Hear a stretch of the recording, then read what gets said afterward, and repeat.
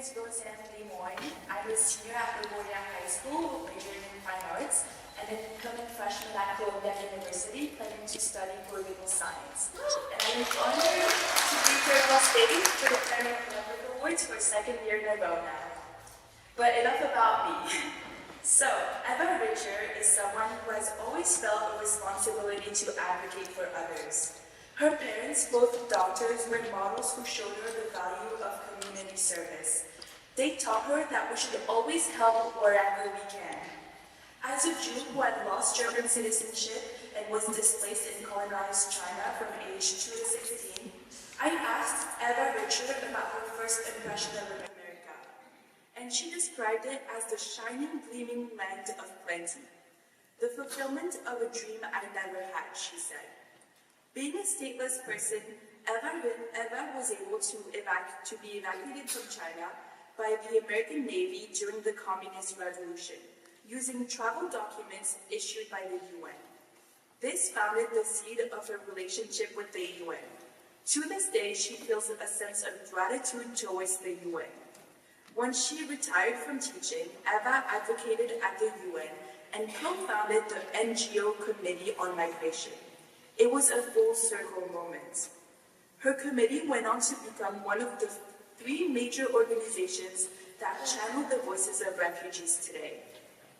It has grown into an inspiring movement and remains active. I aspire to one day work in the UN and follow her footsteps, bringing to civic discussion the insight she has given me on a very noble cause.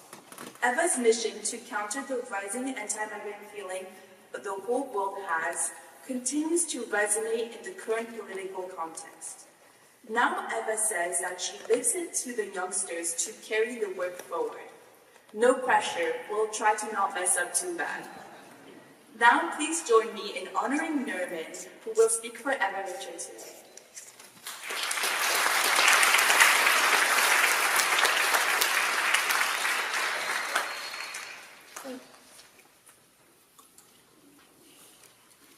It's a great honor to speak in front of you on behalf of Eva Richter. My name is Nermin Ahmad, and Eva would love to have been here. Unfortunately, she finds herself in hospital with a broken leg.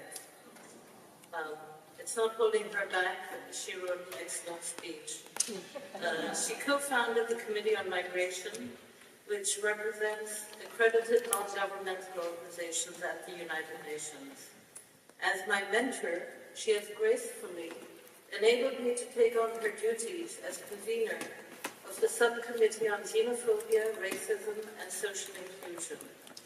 And I am now treasurer of the Committee on Migration at the Executive Committee level.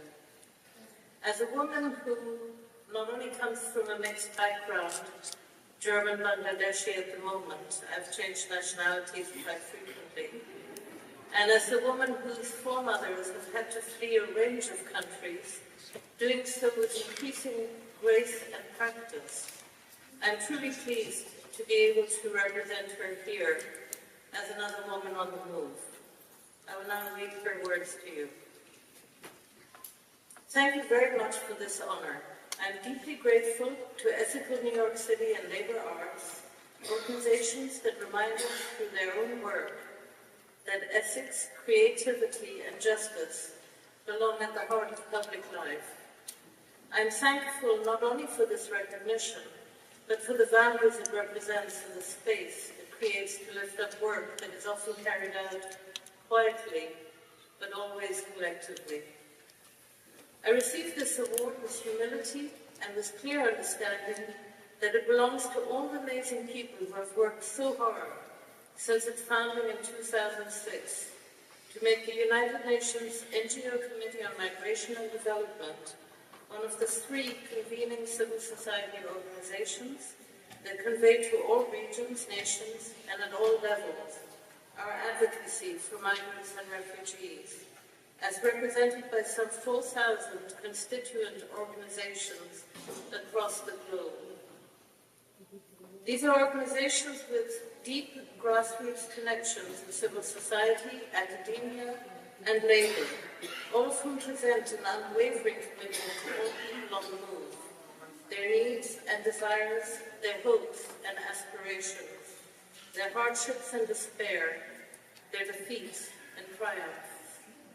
At its core, our work is not about policies or frameworks, important as those are. It is about people. We advocate at the UN for humane policies and legal frameworks, ones that respect human rights, individual freedoms and dignity of all individuals and accord them the right to seek lives of opportunity, free of fear and discrimination, to integrate into new communities, offering their talents and their perspectives, their innovations and their energy. When migration is discussed in public discourse, it is all too often reduced to numbers, borders, or statistics. But our work begins and ends with individuals, and we have members working at the borders and detention centers, at schools and in courthouses, intervening, protecting, and advocating tirelessly for people. Our work is about a mother who arrives in a new country afraid to open her door, unsure of her rights, worried that one knock could lead to detention, deportation, and the loss of her family, until a local organization, often one of our constituents, explains her protections and helps her find acceptance, belonging, community.